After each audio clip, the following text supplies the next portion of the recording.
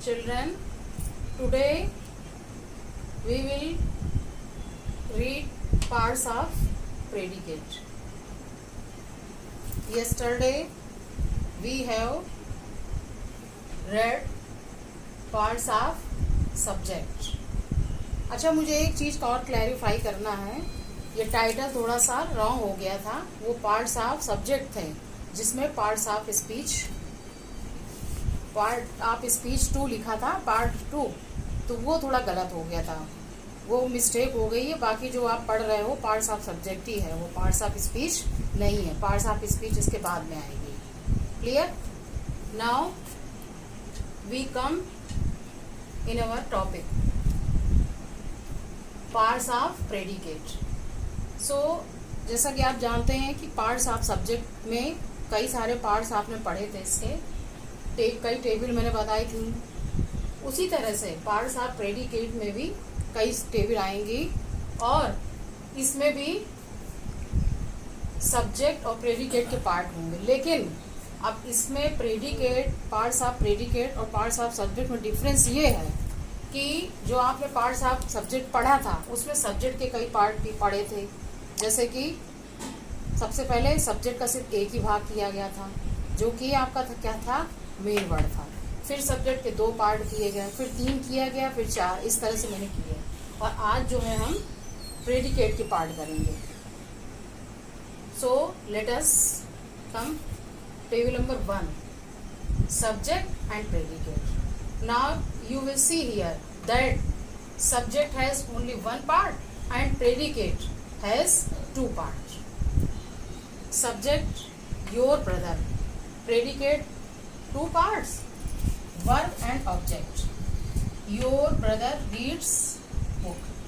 Sita cooks the food.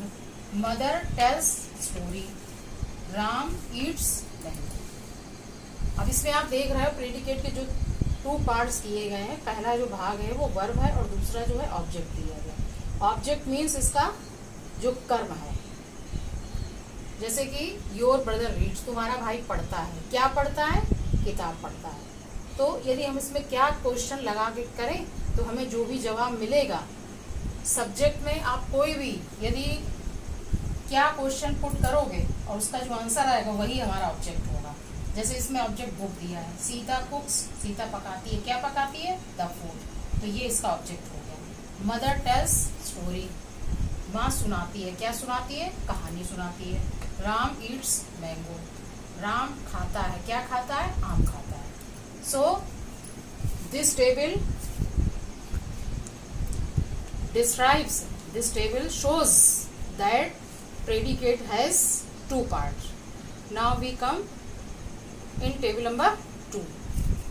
Table number 2, and this table shows that subject has only 1 part and predicate has 3 part. अब ये इसमें आप जो देखोगे predicate के ही पार्ट किए जाएंगे क्योंकि सब्जेक्ट जो है एक ही रहेगा, क्योंकि हम प्रेडिकेट के पार्ट्स पढ़ रहे हैं ना कि सब्जेक्ट के. अब इसमें देखिए प्रेडिकेट की जो 3 पार्ट्स हैं वो है, पहला वर्ब है. वर्ब तो रहेगा ही क्योंकि बिना इसके तो कोई सेंटेंस ही नहीं बनेगा. दूसरा है ऑब्जेक्ट और तीसरा भी ऑब्जेक्ट दिया गया. देखिए इसमें तो इसमें जो पहला ऑब्जेक्ट है वो इनडायरेक्ट ऑब्जेक्ट है, दूसरा जो है वो डायरेक्ट ऑब्जेक्ट है. सोहन, जैसे एग्जाम्पल के लिए, Sohan gave me a gift. Sohan ने दिया मुझे अ गिफ्ट, एक उपहार दिया. She bought me a pen. I sent him a book. You tell me a story.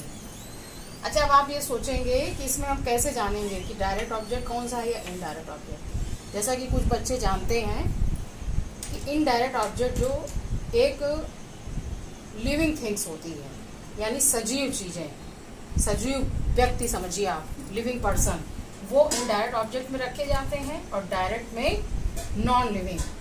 जैसे कि मी, मुझे, तो मैं पर्सन हूँ. अ गिफ्ट, एक उपहार, ये एक वस्तु है.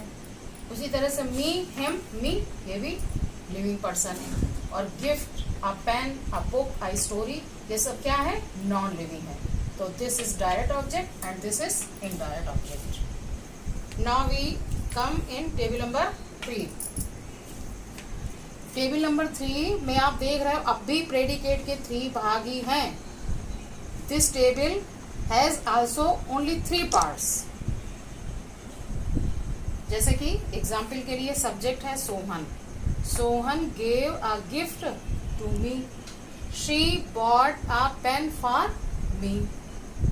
आई sent a book to him. You tell a story to me. अब देखिए यही सेंटेंस इधर भी दिए हैं, दोनों सेंटेंस सेम है, लेकिन इसमें जो चेंज हो गया वो क्या है, ये इनडायरेक्ट ऑब्जेक्ट लास्ट में आ गए और डायरेक्ट ऑब्जेक्ट यानी इनके प्लेस चेंज कर दिए गए, रिप्लेस हो गए. ये इधर आ गया, ये इसका इसने प्लेस ले लिया है. तो इसमें हम देख रहे हैं इस टेबल में कि अर्थ कुछ भी चेंज नहीं हुआ, इसकी जो मीनिंग है वो चेंज नहीं हुई है.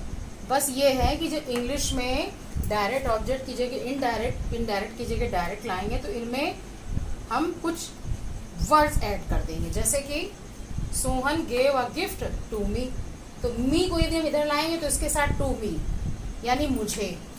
She bought a pen for me. I sent a book to him. You tell a story to me. That's all. Thank you.